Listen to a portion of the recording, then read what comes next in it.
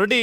ഇവിടെ നമുക്കറിയാം, നമുക്ക് ഈ കാലത്ത് പുതിയ കാലത്തെ സമരങ്ങളോട് എങ്ങനെയാണ് ഭരണകൂടത്തിൻ്റെ രീതി എന്ന് നമുക്കറിയാം. 7 ദിവസം മുമ്പ് അനുവാദം ചോദിക്കുന്ന സമരങ്ങൾക്ക് ഒരു അനുവാദം കിട്ടാത്ത അയൺ ഹാൻഡിൽ ആ സമരങ്ങളെ നേരിടുന്ന ചാപ്പകളുടെ ഒന്നിനുമില്ല ഒന്നാകെ ചാപ്പകൾ അടിച്ചു കൊടുക്കുന്ന ഒരു കാലത്ത് നിങ്ങൾക്ക് വളരെ വേഗം അങ്ങോട്ടേക്ക് എത്താൻ കഴിയുന്നു. അവിടുന്ന് അമേരിക്കയിൽ വരുന്ന അഭിജിത് ദീപ്കെ അറസ്റ്റ് ചെയ്യപ്പെടുന്നില്ല, പുറത്തേക്ക് ഇറങ്ങാൻ കഴിയുന്നു, സുഗമമായി അവിടെ സമരം നടത്താൻ കഴിയുന്നു. ഏതെങ്കിലും തരത്തിൽ പോലീസ് വളരെ സൗമ്യം നിങ്ങളോട് പെരുമാറുന്നു.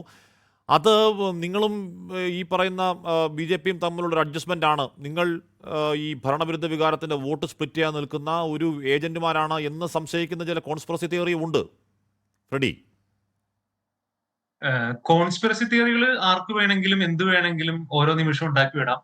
പക്ഷെ നമ്മൾ അഡ്രസ്സ് ചെയ്ത പ്രശ്നങ്ങൾ റിയൽ ആയിട്ടുള്ളതാണോ അല്ലയോ അത് നിങ്ങൾ ആദ്യം തീരുമാനിക്കുക. ആണെങ്കിൽ ഞങ്ങൾ അഡ്രസ്സ് ചെയ്ത പ്രശ്നങ്ങൾ ഒരു പൊതുജനസമൂഹത്തിന്റെ മുമ്പിലേക്ക് ഞങ്ങൾ വെക്കുവാണ്. അത് ആക്സെപ്റ്റ് ചെയ്തുകൊണ്ട് കുറെ വിദ്യാർത്ഥികൾ നമ്മൾ സപ്പോർട്ട് ചെയ്ത് കൊണ്ടുവരുവാണ്.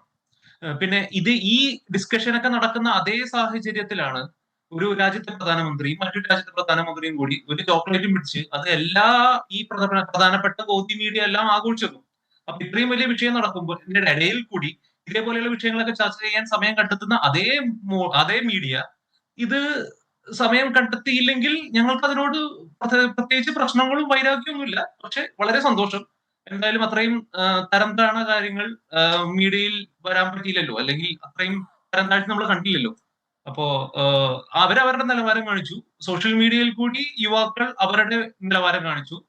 പിന്നെ നമ്പറുകൾ വലിയ പ്രശ്നമാണെന്നൊക്കെ തോന്നുവാണെങ്കിൽ 100 മില്യൺ അടിച്ച പ്രധാനമന്ത്രിയുടെ നമ്പർ പെരുപ്പിച്ച് കാണിച്ച, അല്ലെങ്കിൽ അതെല്ലാം ഈ പറഞ്ഞ മീഡിയയിൽ വാർത്തകളായിരുന്നു. അപ്പോ നമ്പറുകൾ വെച്ചാണെങ്കിൽ അങ്ങനെ സംസാരിക്കാം. പിന്നെ വിദേശത്തിരുന്നുകൊണ്ട് രാഷ്ട്രീയം പറയുന്നു അങ്ങനെയൊന്നുമില്ല. ഇപ്പൊ ഗാന്ധിജി ആയാലും അംബേദ്കർ ആയാലും ഇവരൊക്കെ വിദേശത്ത് പോയി പഠിച്ചിട്ടൊക്കെ തന്നെയാണ് അകത്തോട്ട് വന്നത്. അപ്പോ ഇന്ത്യൻ സ്വാതന്ത്ര്യ സമര കാലത്ത് എത്ര പേര് പുറത്തോട്ട് പോയിട്ടും അകത്തോട്ട് വന്നിട്ടുണ്ട്? ഇവരൊക്കെ ഏതെങ്കിലും ആരുടെയെങ്കിലൊക്കെ ഏജന്റുമാരായിരുന്നോ? അല്ല. രാജ്യത്തിനോട് സ്നേഹമുള്ളവർ തിരിച്ചു വരും. ഇപ്പൊ നമ്മളെ പോലുള്ളവർ വിദേശത്തേക്ക് പോകും, വിദേശത്ത് വർക്ക് ചെയ്യും, വിദേശത്ത് ചിലപ്പോൾ ഇന്ത്യൻ കമ്പനിക്ക് വേണ്ടി വർക്ക് ചെയ്യും, ഇന്ത്യൻ പ്രോഡക്ട്സ് സെല്ല് ചെയ്യാൻ വേണ്ടി വർക്ക് ചെയ്യും, സർവീസസ് സെല്ല് ചെയ്യാൻ വേണ്ടി വർക്ക് ചെയ്യും, ഇന്ത്യയിലേക്ക് തിരിച്ചു വരും. ഇതെല്ലാം ഞങ്ങൾക്ക് രാജ്യത്തിനോടുള്ള സ്നേഹമാണ്. അല്ലാതെ നമ്മൾക്ക് ഏതെങ്കിലും രാഷ്ട്രീയ പാർട്ടിനോടുള്ള വിരോധമല്ല. രാജ്യം നന്നാവണം. നമ്മൾ ഒരു നെക്സ്റ്റ് ജനറേഷന് വേണ്ടിയിട്ട് പോളിസി ഉണ്ടാക്കണം. ഈ പോളിസി മേക്കിങ്ങിനാണല്ലോ നമ്മൾ പൊളിറ്റീഷ്യൻസ് ഉണ്ടാവുന്നതും അതിനു വേണ്ടിയിട്ടാണല്ലോ വോട്ട് ചെയ്യുന്നതും. അപ്പൊ ഇപ്പോ ഉള്ള ഈ ഒരു നേതൃത്വം നിര ഇവരൊക്കെ ചിലപ്പോൾ 10 വർഷം കഴിയുമ്പോൾ ചിലപ്പോൾ കാണില്ലായിരിക്കും. ഞങ്ങളാണ് നാളെ രാജ്യത്ത് ജീവിക്കേണ്ടത്. അപ്പൊ ഞങ്ങൾക്ക് നാളെ ജീവിക്കേണ്ട രാജ്യത്ത് എന്തൊക്കെ ഫെസിലിറ്റീസ് വേണം, എന്തൊക്കെ സൗകര്യങ്ങൾ വേണം, ഇതെല്ലാം 20 വർഷം പുറകിലേക്കോ 30 വർഷം പുറകിലേക്കോ കൊണ്ടുപോയിട്ട് കാര്യമില്ല. കുറച്ചും കൂടി 20, 30, 40 വർഷം മുമ്പോട്ട് കണ്ടുകൊണ്ട്, അല്ലെങ്കിൽ 50 വർഷം മുമ്പോട്ട് കണ്ടുകൊണ്ട് ഞങ്ങൾക്ക് ജീവിക്കാനായിട്ടുള്ള സാഹചര്യങ്ങൾ വേണം. ലോകത്ത് എല്ലായിടത്തും ഇന്ത്യക്കാരുണ്ടെന്ന് പറയും, മലയാളികളുണ്ടെന്ന് പറയും. ഇവർക്കെല്ലാം ഇന്ത്യയിലേക്ക് നാളെ തിരിച്ചു വരണം, അല്ലെങ്കിൽ കേരളത്തിലോട്ട് നാളെ തിരിച്ചു വരണമെങ്കിൽ നമുക്ക് കിട്ടേണ്ട ഫെസിലിറ്റിയും അതേപോലെ ആയിരിക്കണം. അപ്പൊ അതിന് വേണ്ടിയിട്ടുള്ള പോളിസി മേക്ക് ചെയ്യുമ്പോൾ അതിന് ഞങ്ങളെ കൂടി പരിഗണിക്കണം എന്നുള്ളതാണ് ഞങ്ങളുടേത്. ഞങ്ങൾ ഒരു രാഷ്ട്രീയ പാർട്ടിക്കോ ഒരു പ്രത്യയ ശാസ്ത്രം എതിരല്ല. ഞങ്ങളിൽ എല്ലാവരും ഉണ്ട്, എല്ലാ മതസ്ഥരും ഉണ്ട്, എല്ലാ വിഭാഗവും ഉണ്ട്, എല്ലാവരും ഉണ്ട്. ഇപ്പോ ഞങ്ങൾ മുമ്പോട്ട് വന്ന ഒരു ഇപ്പൊ അഭിജിത്തിനെ പോലെ ഒരാള് അദ്ദേഹത്തിന്റെ ദളിത് ഐഡന്റിറ്റി കാണിക്കുമ്പോൾ അതിനെതിരെ സോഷ്യൽ മീഡിയയിൽ കൂടി അവനപ്പോ ഒരു ആന്റി ബ്രാഹ്മിൺ അപ്രോച്ച് എടുക്കാൻ വേണ്ടിയിട്ട്, അല്ലെങ്കിൽ ആന്റി ബ്രാഹ്മിൺ പ്രൊട്ടസ്റ്റ് ഉണ്ടാക്കാൻ വേണ്ടിയിട്ടുള്ള വരുന്നതാണെന്നൊക്കെ പറയുന്ന നറേറ്റീവ്, സോഷ്യൽ മീഡിയ നറേറ്റീവ്സ് ഒക്കെ ഇഷ്ടംപോലെ ഉണ്ട്. അതുപോലെ തന്നെ ഇത് പിന്താങ്ങിക്കൊണ്ട് പല ഗോതി മീഡിയകളും റിപ്പോർട്ട് ചെയ്യുന്നുണ്ട്.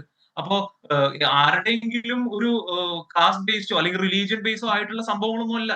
ഇപ്പൊ നമ്മളുടെ ആവശ്യമാണ്. നാളെ നമ്മൾ ജീവിക്കേണ്ട നാടാണ്. നമ്മൾ നാളെ ജീവിക്കേണ്ട സാഹചര്യങ്ങൾ ഉണ്ടാക്കാനായിട്ടുള്ള പോളിസി ഉണ്ടാക്കേണ്ടത് ഇപ്പോഴത്തെ നേതൃത്വത്തിന്റെ ആവശ്യമാണ്, അല്ലെങ്കിൽ അവരുടെ ഉത്തരവാദിത്തമാണ്. അത് അവർക്ക് പറ്റില്ലെങ്കിൽ അവരുടെ ഇറങ്ങിപ്പോവുക.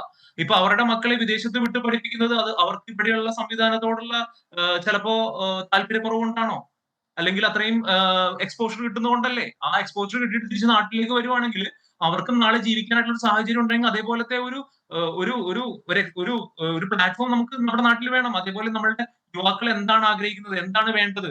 ഇപ്പോ ഇപ്പോ ഇപ്പോ 2000-ൽ ജനിച്ച ഒരു കുട്ടിയും 90s-ൽ ജനിച്ച ഒരാളും 80s-ൽ ജനിച്ച ആളും ഈ ഏജ് ഡിഫറൻസ് ഉണ്ട്. അപ്പോ ഇതെല്ലാം പലരും പല ജീവിത സാഹചര്യങ്ങളിൽ കൂടി വന്നതാണ്. ഇതൊന്നും നമുക്ക് പെട്ടെന്ന് ചിലപ്പോ ഞാൻ പറയുന്നത് സാറിനോ ഇപ്പൊ ഷാബു സാറിനോ അല്ലെങ്കിൽ ഷാജി സാറിനോ ചിലപ്പോ ആനന്ദ് സാറിനോ അല്ലെങ്കിൽ ഇപ്പോ വിനോദ് സാറിനോ ഒന്നും മനസ്സിലാവില്ലായിരിക്കാം. ഇപ്പൊ നമ്മളുടെ എല്ലാം ഏജ് ഡിഫറൻസ് പല പല ഏജ് കാറ്റഗറിയാണ്. അപ്പോ ഇതൊന്നും ആയിരിക്കില്ല ചിലപ്പോൾ അതിനുശേഷം 2010-ന് ശേഷം ജനിച്ചവരുടെ.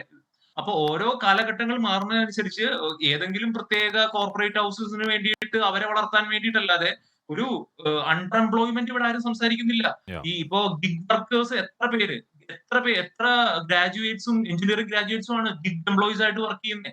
അതായത് ഊബർ, ഓല ഇതേപോലെയുള്ള ഓരോ ദിവസവും അരി മേടിക്കാനും കഞ്ഞി മേടിക്കാനും ഓടിക്കൊണ്ടിരിക്കുന്ന ദിവസങ്ങളോളം. അപ്പൊ ഇവരെയൊക്കെ അഡ്രസ്സ് ചെയ്യണം. അഡ്രസ്സ് ചെയ്യപ്പെടേണ്ടത് ഇതൊക്കെ വലിയൊരു സമൂഹമാണ്. ഈ നമ്മളുടെ എക്കണോമി പുഷ് ചെയ്യുന്നതും റൺ ചെയ്യുന്നതും എല്ലാം ഇവർ കൂടി തന്നെയാണ്. ഇവർക്കും ഒരു കോൺട്രിബ്യൂഷൻ ഉണ്ട്. അല്ലാതെ ഈ ഒരു 3-4 ബിസിനസ് ഹൗസ് ഉണ്ടാക്കുന്നത് മാത്രമല്ല.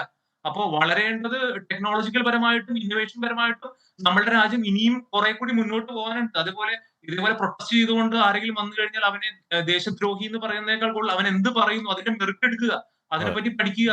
അപ്പോ അടുത്ത ഒരു പോളിസി മേക്കിങ്ങിന് പോകുന്ന സമയത്ത് അവരെ കൂടി പരിഗണിക്കുക. ഇപ്പോ എന്താ പറയാ, സർക്കാർ മാറണമെന്നൊന്നും പറയണതില്ല. ഇപ്പൊ ഞങ്ങൾ പറയുന്ന കാര്യങ്ങൾ നിങ്ങൾ അംഗീകരിച്ചു കഴിഞ്ഞാൽ പരിപാടി നാളെ സമരം കഴിഞ്ഞില്ലേ. പക്ഷെ നിങ്ങളത് ചെയ്യുന്നില്ലല്ലോ. അപ്പൊ ഇതാണ് നമ്മൾ അഡ്രസ് ചെയ്യപ്പെടേണ്ടത്. നിങ്ങൾ ആവശ്യപ്പെടുന്നത് ധർമ്മേന്ദ്ര പ്രധാൻ രാജിയാണ്. അപ്പൊ അങ്ങനെ പെട്ടെന്ന് രാജി വെക്കൽ സാധ്യമാവും. പക്ഷെ നിങ്ങൾ ഉന്നയിക്കുന്ന പ്രശ്നങ്ങൾ ഇതുപോലെ കൃത്യമായ പ്രശ്നങ്ങൾ തന്നെയാണെന്ന കാര്യത്തിൽ ഒരു തർക്കവുമില്ല. ഇപ്പോൾ ജോലിയില്ലായ്മ, അതിരൂക്ഷമായ തൊഴിലില്ലായ്മ താഴെയുണ്ട്. പക്ഷേ പേപ്പറിൽ തൊഴിൽ ജനറേഷൻ്റെ കാര്യം പറയുന്നുണ്ട്. അൺഎംപ്ലോയ്മെൻറ്റ് പ്രശ്നമുണ്ട്. ഇത്തരത്തിൽ ഉന്നത രീതിയിൽ പഠിക്കവർ എന്തുകൊണ്ട് പക്കോട ഉണ്ടായിക്കൂടാ എന്ന് ചോദിച്ചൊരു നേതാവ് ഉണ്ടായിരുന്നു. അങ്ങനെ പക്കോട ഉണ്ടാക്കുന്ന മനുഷ്യന്മാരുണ്ട്, യൂബർ ഓടുന്ന മനുഷ്യന്മാരുണ്ട്. അവരുടെ ഫ്രസ്ട്രേഷൻ ദീർഘനാളായി ഉണ്ടെന്നേ. ഇതിപ്പോൾ ആദ്യമായി കോക്രോച്ചുകൾ പറയുമ്പോൾ മാത്രം കേൾക്കുന്നതല്ല. ദീർഘനാളായി കണക്കുകളുടെ രൂപത്തിലൊക്കെ അതിങ്ങനെ അന്തരീക്ഷത്തിലുണ്ട്. അത് വളരെ പെട്ടെന്ന് കൺസോൾഡേറ്റ്, ഒരു ന്യായാധിപൻ്റെ വാവിട്ട വാക്കിൽ കൺസോൾഡേറ്റ് ചെയ്യുന്നെങ്കിൽ അത്രയും ആഴത്തിൽ അതുണ്ട് എന്നുള്ളതാണ്.